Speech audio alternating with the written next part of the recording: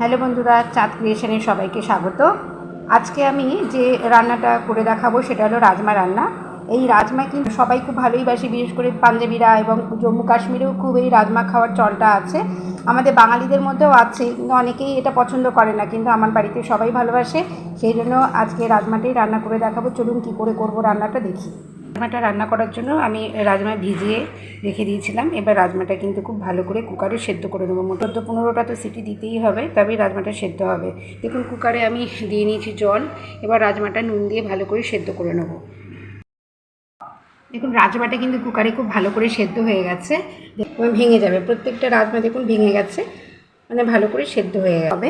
এবার সর্ষের তেলের মধ্যে আমি দিয়ে দেবো সাদা জিরে, সঙ্গে সঙ্গে দিয়ে দেবো 3টে তেজপাতা, আর দিয়ে দেবো এলাচি, দারচিনি আর লবঙ্গ, যেটা গরম মশলা ফোড়নে আমরা দিই, সেটা দিয়ে দেবো। রাজমার জন্য কিন্তু বেশি করে একটু সর্ষের তেলটা দিতে হবে। তেলটা গরম হওয়ার সাথে সাথে দেখুন দিয়ে দিয়েছি পেঁয়াজ। এখানে কাঁচা পেঁয়াজ কুচিয়ে রেখেছিলাম, সেই পেঁয়াজটা দিয়ে দিলাম। আর মশলার মধ্যে করে রেখেছি দেখুন আদা, রসুন আর কাঁচা লঙ্কার একটা পেস্ট, যেটা আমি থেতো করে রেখেছি। এটা কিন্তু বাটা যাবে না, একটু আধ বাটা হবে।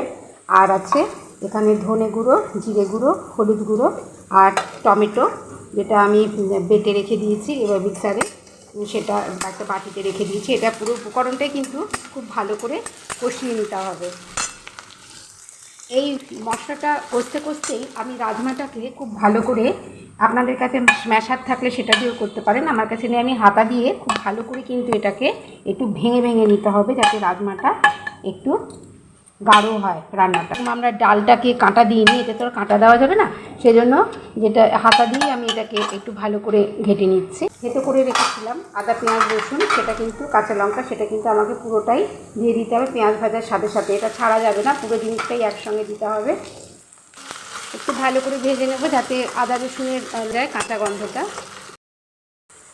দেখুন গুঁড়ো মশলা যেগুলো ছিল সেগুলো সবই দিয়ে দিয়েছি। দেওয়ার সাথে সাথে টমেটোটাও আমি দিয়ে দেবো, দিয়ে একটু জল দিয়ে দিয়েছি, যাতে মশলাটা খুব ভালো করে নাড়া হয়ে যায়। মশলাটা খুব ভালো করে কষিয়ে নিতে হবে। এতে আপনারা টক দই ব্যবহার করতে পারেন, অনেকেই আছে টক দই ব্যবহার করেন, কিন্তু আমি আজকে টক দই দেবো না। এবং মশলাটাও দেখুন খুব সুন্দর গন্ধ বেরিয়ে গেছে। এখানে কাশ্মীরি লঙ্কা ব্যবহার করতে পারেন, আবার ঝাল লঙ্কা ব্যবহার করতে পারেন। যেহেতু আমি বাড়িতে ঝালটা একটু কম খাই, সেই জন্য কাঁচা লঙ্কা আমি এখানে 3টে কাঁচা লঙ্কা ভালো করে থেতো করে রেখেছিলাম। মশলাটা সুন্দর গন্ধ বেরোনোর সাথে সাথেই কিন্তু আমি দিয়ে দেবো রাজমাগুলো।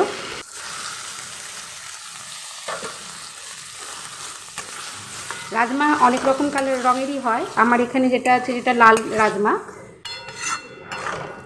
ভালো করে জিনিসটা একটু হবে। রাজমাটা হয়ে গেছে, এবার আমি দেখুন নামাবার সময় আমি দেবো একটু কসুরি মেথি, সুন্দর গন্ধ হওয়ার জন্য মেথিটা দেবো। আর রাজমার সবথেকে বড় কথা যেটা হলো, সেটা দিতে হবে একটু বেশি করে তেল। সর্ষের তেল ছাড়া কিন্তু রাজমা ভালো হয় না, অন্য কোনো তেল দিয়ে এটা করলে কিন্তু সেরকম স্বাদ হবে না। আর দেবো নামাবার সময়, প্রথমে দিতে হবে সর্ষের তেল, আর নামাবার সময় দিতে হবে ঘি, যেটা রাজমার স্বাদকে আরও বাড়িয়ে দেয়। আমি এখানে 1/2 চামচ মতন ঘি দিয়ে দিচ্ছি। এটা দিয়ে কিন্তু ভালো করে একটু নাড়িয়ে নেবো, বেশিক্ষণ ফোটাবো না, জাস্ট গরমেই থাকবে। নামিয়ে নেবো আমি, নামানোর পালা। পুরো রান্না আমার হয়ে গেছে। দেখুন আমি একটা আলাদা পাত্রে ঢেলে নিচ্ছি। এই রাজমা কিন্তু খেতে খুবই সুস্বাদু, এবং আপনারা প্রথমেই বলেছি ভাত এবং রুটির সাথে, পরোটার সাথে, দুটোর সাথেই যায়। আরও সুন্দর লাগার জন্য দিয়ে দিলাম কাঁচা লঙ্কা, আর দেবো কাঁচা পেঁয়াজ। আশা করি রান্নাটা আপনাদের ভালো লাগলো। ভালো লাগলে সাবস্ক্রাইব করে দেবেন, লাইক করবেন, শেয়ার করবেন, কমেন্ট করবেন প্লিজ। ভালো থাকবেন, সুস্থ থাকবেন। নমস্কার। আবার আসবো চাঁদ ক্রিয়েশনে নতুন একটা রান্না নিয়ে।